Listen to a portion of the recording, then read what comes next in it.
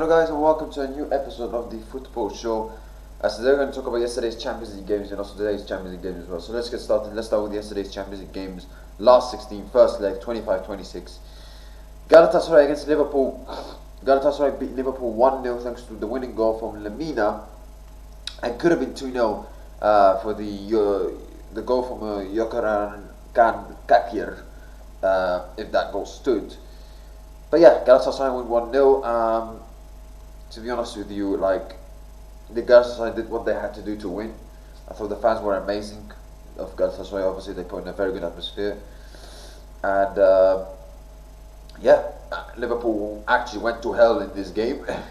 You know, Galatasaray, I thought they defended quite well. You could say Liverpool were lackluster in front of goal. I think Galatasaray defended quite well. They also had some chances where they could have scored more. I think Osman could have been more decisive in his finishing, even though he got this for the first goal. But they were clearing in front of goal. They took their chance. Liverpool had some chances, but they were lackluster, and they win the game 1-0. They defended quite well, and it's a big win. It's a huge win for Galatasaray, especially out of the second leg they have at Anfield next week, which is for sure gives them an advantage. I think they would have liked to win 2-0 if it wasn't for that Salah goal, but I'm pretty sure they're happy that they still won this game and they have a better chance to qualify for Anfield next week. Do I think the goal should have been stood? No, I think it was the right decision to disallow the goal, because if you look at the player, he was blocking Robertson and he was offside. It's a bit like the Rashford goal years ago against Manchester City, where he should have been should have been disallowed because of offside. There was interference and he also blocked Robertson. So I would say, yeah, it was the right decision to disallow the goal. But for Liverpool, I mean, what a poor performance! What a poor performance! I mean, Salah was dreadful. Wirtz, poor. Szoboszlai, poor. Defensively, poor. Ekitike, poor. Everybody was poor. Liverpool were poor. Everything was poor about Liverpool. Like, honestly, like, no attacking, like, no real attacking threat. Very poor, very lackluster, toothless, very vulnerable defensively. Awful performance. Defensively, very shaky. Awful performance. Awful. And Arne Slot was criticising the referee. I mean, you're lucky that you didn't lose 2-0 in this game if it wasn't for the disallowed goal, and he's still blaming the referee. Like, bloody hell, like saying, oh, you know, it's clear to see that the referee was not the only person that was impressed by the atmosphere. I mean, yeah, I understand referees can sometimes get intimidated by the atmosphere of the home fans, but they disallowed the second goal. They disallowed the second goal, and you lost this game not because of the referee. You lost this game because you were terrible once again, as you've been all season. Boring, lackluster. Very poor. Like, I still expect Liverpool to qualify for the second leg, by the way. I still expect them to win at Anfield against Galatasaray at home. But if they play like this, they have no chance. No chance. And Galatasaray, I don't think they were that great, to be honest with you. I don't think they were that great. Liverpool, very poor, absolutely terrible performance. Terrible. Like, this game was the story of the season. The story. Very poor, boring, lackluster, lethargic, no threat, very poor.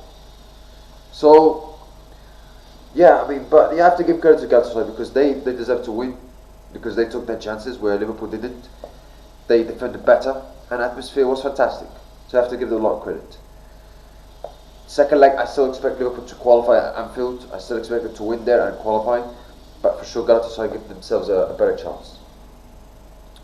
Atalanta against Bayern Munich. Bayern Munich wins 6-1. I mean, and Bayern Munich, by the way, were without Harry Kane because he was on the bench, which is incredible. I don't know why didn't Harry Kane play? Maybe because he was injured or something. But like, for them to be without Harry Kane and still show the quality that they have is incredible. I mean, attacking wise, they were absolutely impeccable. Gnabry, Diaz, Jackson, Michael Olise. Michael Olise, by the way, he is performing amazingly well right now. You could say right now, he's in terms of form right now, He's one of the best players in Europe in terms of form. The way he's performing, if you ask any fullback, who's the defender, who's the winger that they don't want to face right now, they will say Michael Olise, because the guy is incredible. They don't want to face it, and I would say Michael Olise because the guy is incredible. The guy, incredible skills, scoring, assisting, amazing. Like the skills he has is incredible. And let's not forget, Michael Olise was like, he's not a player like that comes for. He's a player that comes from Crystal Palace. It's not like he's a player that is like a world-renowned superstar. He's a player that came from Crystal Palace, and in Crystal Palace he was fantastic. And for Bayern Munich, this season particularly, he's been phenomenal, absolutely phenomenal. And for sure, if Bayern Munich win this Champions League this season, for sure he'll be one of the key people, key to their success. That's for sure. But Bayern Munich again, they showed their incredible attacking threat, incredible attacking power, and they were absolutely decisive in front of goal. They absolutely destroyed Atalanta. Listen, they're going to play better oppositions than Atalanta, quarterfinals, semi-finals. And defensively they have to improve though, even though they look very, very strong. But this Bayern side, this season, they're making a very good case why they could win the Champions League this season. So, yeah. Newcastle United against Barcelona, a 1-1 draw. Harvey Barnes thought he scored the winner for Newcastle in this game. However, Yamal equalised in the penalty in the last minute, 1-1, denying the Geordies a famous win over Barcelona at the St James Park. And you have to say, Newcastle played really well. I thought they put in a very, very good fight. In my opinion, they were unlucky not to come away with this game with a win. I thought they looked very, very good. They were causing Barcelona all sorts of problems, and they were the better team in my opinion. They were the better team. I thought Barcelona looked very, very shaky. Is that because maybe because of what happened against Atletico Madrid away from home, where they lost 4-0 and they went like attack, so maybe this game they were a bit conservative, maybe. But you have to give credit to Newcastle, because I thought they played really well, they competed really well. They, even though going forward Barcelona were very poor, I thought defensively Newcastle looked quite good. Going forward, yeah, that's some chances where they, let's say, should have scored a bit more earlier. And then they get the goal from Harvey Barnes, 1-0. And despite Barcelona were let's be honest, particularly second half, they didn't create any chances. I don't remember Aaron Ramsdale having to make a save in the second half.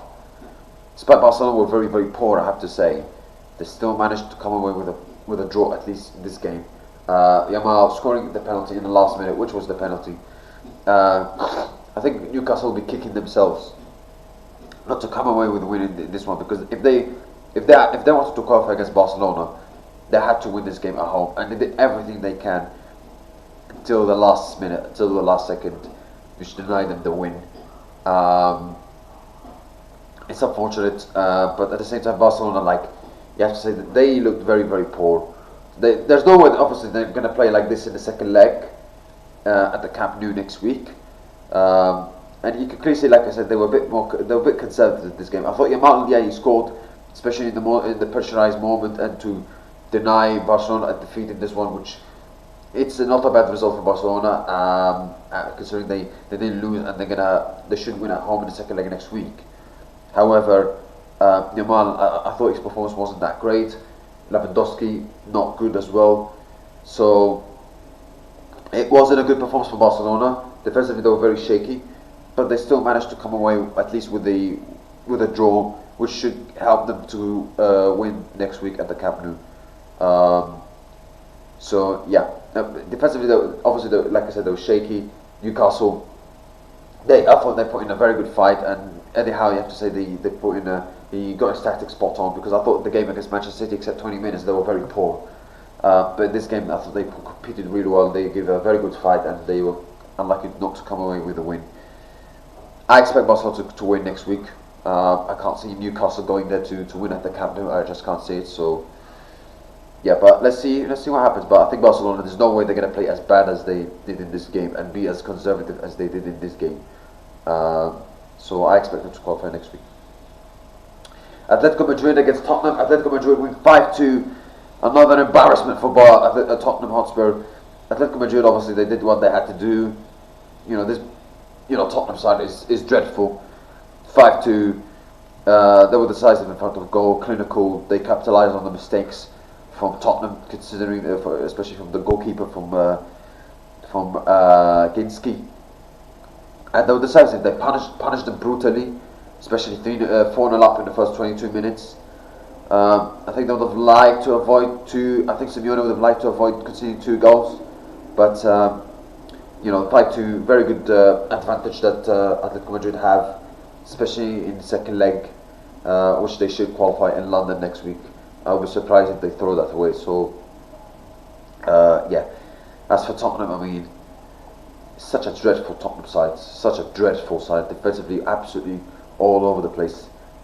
Mentally, they look absolutely unstable.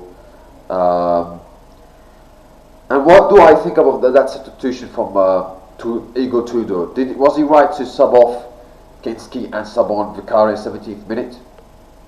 Well, firstly, I feel very sorry for Kinski. For him to make the mistakes he did. I think it was his first ever game in the Champions League, if I'm not mistaken. Or his first game in a long time.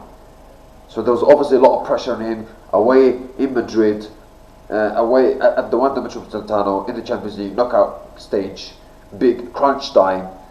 It's always going to be difficult, especially when he hasn't played for a long time and he's not experienced to play these kind of big games before.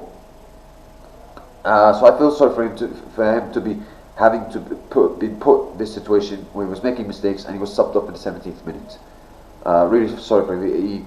It's very hard, for a goalkeeper to be in this situation. It's really, really hard, as De Gea said in Twitter. So, yeah. But was Tudor let's say he was right to start Ginski? Was he right to start Ginski from the start, considering he's not experienced to play this kind of games? No, not for me. I don't think so. So I think more blame should be put on Hugo Tudor for starting Kinski instead of Vicario. I mean, Vicario is not great. I'm not saying he's a phenomenal goalkeeper, but he's experienced playing in this kind of. He's more experienced than Ginski, and you need experienced players in this kind of big games against Atletico Madrid in the Champions League, and you put in a guy who doesn't have a huge experience playing this kind of games, and you put him in that situation and you make him cry and be subbed off early on. Listen, I understand Igor Tudor's decision to sub Ginski off and bring on Vicario, because I know people say, how does Tudor does that? How does he do that? Who does he think he is? Listen, it's not about being sentimental, right? And ruining someone's career, because obviously it's going to affect Ginski a lot. So I think Hugo Tudor was right to sub off Ginski and bring in Vicario, because I think if Ginski kept playing, I think mentally you could clearly see he was gone, and Hugo Tudor must be thinking we could lose 8-9-0 here. So I understand why Hugo Tudor did that, to avoid a bit more embarrassment, but at the same time, it's also Igor Tudor, out of all of this, is mostly to blame, because why did you start? And you look at him in interviews, the guy, he's always listen, we know that Tottenham are terrible, we know Tottenham are terrible as he says, but at least take some responsibility. And he doesn't do that, because since he came in, he hasn't made a good impact. Let's be honest. They've lost every single game. In all of those games, I think they conceded 2 goals, 3 goals. It's embarrassing.